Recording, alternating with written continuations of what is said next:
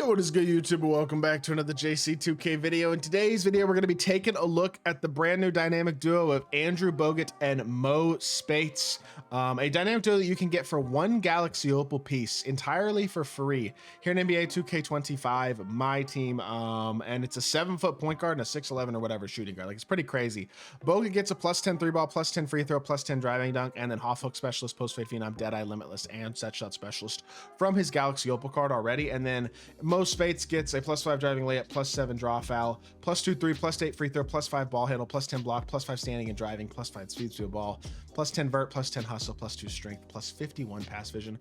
That's just been intended to boost his overall, which is a shame. I'd like to see that stat boosted in other ways, but he's got off posterizer, rise up, aerial wizard, break starter, unpluckable, box up, beast, dimer, rebound chaser, layup, mix master, physical finisher, post power, versatile visionary, lightning launch, high flying denier, and dimer on gold as well. Just a lot of badges. Really makes both these guys extremely more complete and just turns Bogut into a dog. 89 3-ball, 95 free throw, 95 driving dunk now.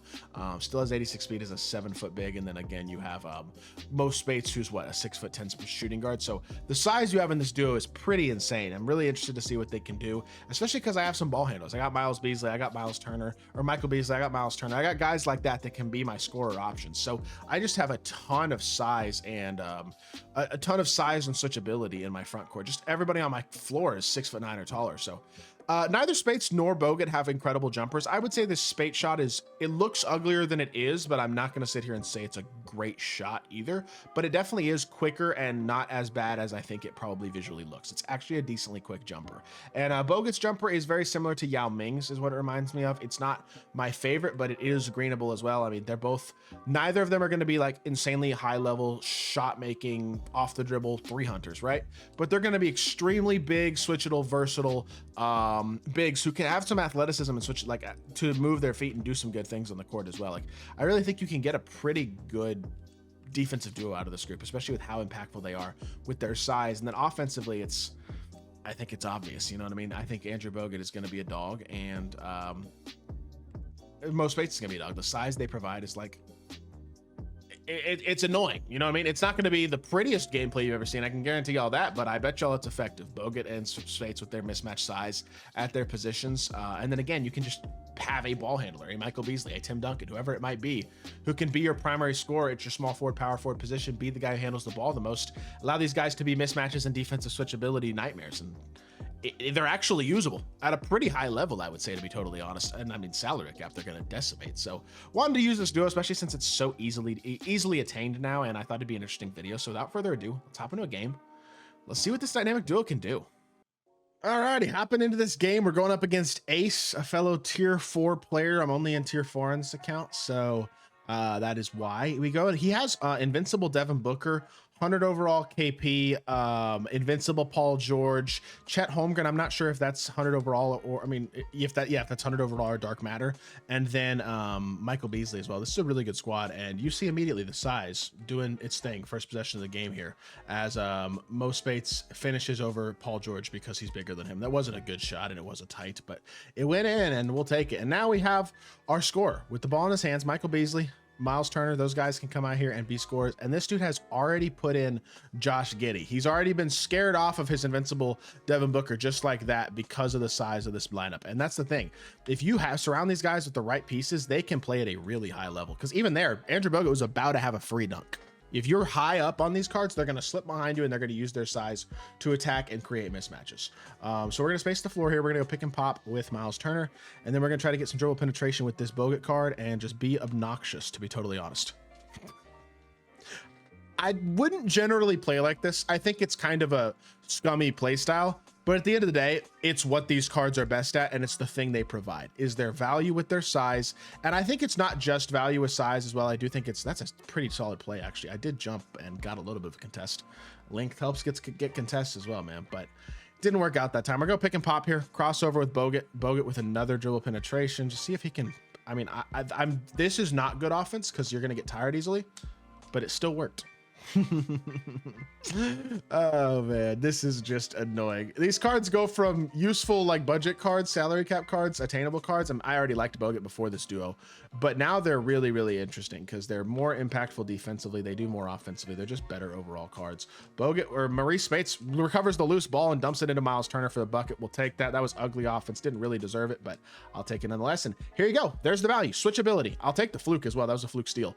But switchability right there. Andrew Bogut gets forced to switch on to Chet Holmgren because whoever it was that was back there wasn't up on him. Whoever was guarding Chet initially, I guess it was Miles Turner wasn't back on defense, and therefore Bogut's able to pick him up, and it's like no issue. He's just as big as the guy who was guarding Chet initially. He's actually bigger than Miles Turner. So that again is the other thing about these cards is if you use this duo, you can have these guys guard power forwards and centers. Like you can easily put Mo Spates on a power forward or Andrew Bogut on a power forward, and whoever your power forward is, let's say you have Dikembe Mutombo or Tim Duncan or somebody with all 99 stats and all Hall of Fame badges and insane defensively and stuff.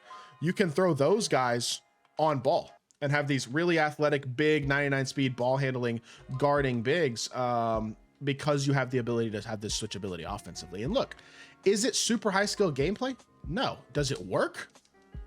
Decently well, I would say. Now, I'm not really out here 3 hunting as much as I should be with like Miles Turner, with like Michael Beasley. I do think it's really important to not completely like minimize and limit your offense to where all you have is switchability and size, because it definitely can become a limiting factor. Like obviously you don't want your offense to literally be all I can do is run into your face and mash you with my taller players, because it's not a skillful play style for one, but it's also just not going to be an extremely effective play style if that's all you can do. But if you can put scorers on the court like a Michael Beasley, like a whoever else it may be at the small forward, power forward position, Tim Thomas, etc., and you have this level of size, you got a lot to work with. You know what I mean? Because I got my scorers still. Michael Beasley can go get me a bucket. I know Tim Duncan can go get me a bucket. Those guys are attainable and unattainable squads. And so these dudes don't even have to be that involved offensively. They could just be screeners. They can be spot ups. They don't have to be involved in everything offensively. Their defense might be the most valuable thing they provide, to be honest. Even there, Bogut gets beat off the dribble. That's his second 3-pointer that he's greened, but they're not easy shots and they're contested. You know what I mean? So it's like, there's just not, and then a standing dunk right there for Bogut off the screen using his size. It's contesting shots because of the length, even if he doesn't have the athleticism as well. Like, and that's the other thing at power forward is he doesn't even have to guard the speed primary ball handlers nearly as much if he's guarding a secondary ball handler, because you can put him on a secondary no matter what the size of that player is, even if it's a power forward or even really a center, like he's going to compete. And like Bogut, I think is really, really valuable. I was already gassing him as a 7-foot center, even without amazing stats and badges. This has just helped more, to be totally honest. But Mo Spates has gone from a half decent card to a really, really good card as well with this dynamic duo. And I think it's a duo that you're probably going to see run at a pretty sweaty level sometimes out of like attainable squads. It's certainly an interesting duo is what I will say. It's in a duo that I think I might try out in my attainable series as well here in the near future, just because I think like even if I just put them on the bench, having those guys as options to come in and just out physical and out switch and defend my opponent's bench, because maybe I don't have as much scoring off my bench. I don't feel like I can keep up quite as much. Well, we'll just switch everything, play defense and mash and play ugly basketball for 4 minutes. But it can keep you in a game against a higher powered, more expensive team. You know what I mean? And so I don't know. I don't hate it. Is it annoying to play against? I'm sure it is. I'm sure it's not very fun just getting drop stepped all the time, but that isn't how I would play with this team or anyways, if I wasn't doing a gameplay. Like I would be out here trying to use these cards as more than that, obviously. But at the end of the day, I'm kind of trying to prove their worth right now in this way. So I do wish I had a Garland dribble style on my primary though. That's the only thing about Beasley. Like I know he doesn't have the greatest SIGs. He's still so good, but I do wish he had Garland. Garland would be a big upgrade. And there you go again. Using Mo Spates as a screener, slip him early, leads to a free dunk. We got ourselves a 3-point lead, and I'm not even like playing how I would really play smartly against this team. Again, jumping with I didn't get a contest that time. I should have seen that play coming too. I didn't react to that nearly as well as I probably should have. It's the same play he ran last time, and I gave it up again. So that's on me. Drag back here, go middle, dribble penetrate, and I don't really have anything here, so we're just gonna reset. Have our screener come out here and attack with size, and then drive the ball with Mo Spates and draw a foul. Oh man, I would be so annoyed if I was this guy right now. He just put Chet on Bogut. I think he just put Chet on Bogut. I apologize for playing like this. I promise you, this is not how I would actually play with these cards. They can be really annoying though.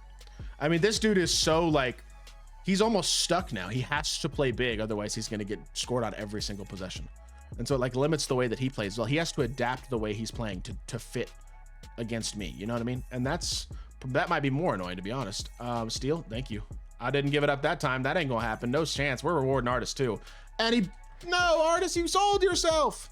You were doing so well, and then you sold for no reason. It's all right. Good D, Artist. Way to get right back. Okay, whatever.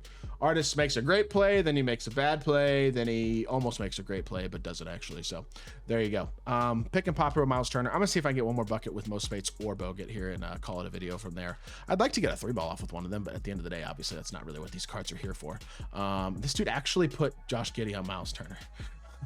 Oh, I'm such a pain in the butt. I'm so lame for playing like this, and it doesn't always work, and I'm glad it doesn't always work, to be honest. Like, you're gonna miss shots and stuff like that, or get tired and things like that. Like, this isn't a insanely competitive level playstyle, especially playing this aggressively to just mash. This is not how you would play to win with these cards, really, because it's not that effective, but it's annoying. And mixing it in can be a really nice feature, basically. And look, I have a point guard with Hoff Rebound Chaser going down there 7 foot to get my offensive rebound if I miss that shot. There's just so much positive about this duo. And yes, there are some negatives. They're not incredible floor spacers, and they're not scorers, really. But they provide value, and their defense is important. These cards are probably going to be my bench backcourt for my attainables team on this account here, at least for a little bit. We'll see. That being said, that is going to do it for today's video. I hope y'all did enjoy. If you did, make sure you hit that like button, leave a comment, and subscribe. I'll be back with more 2K content very, very soon. I appreciate y'all. Peace.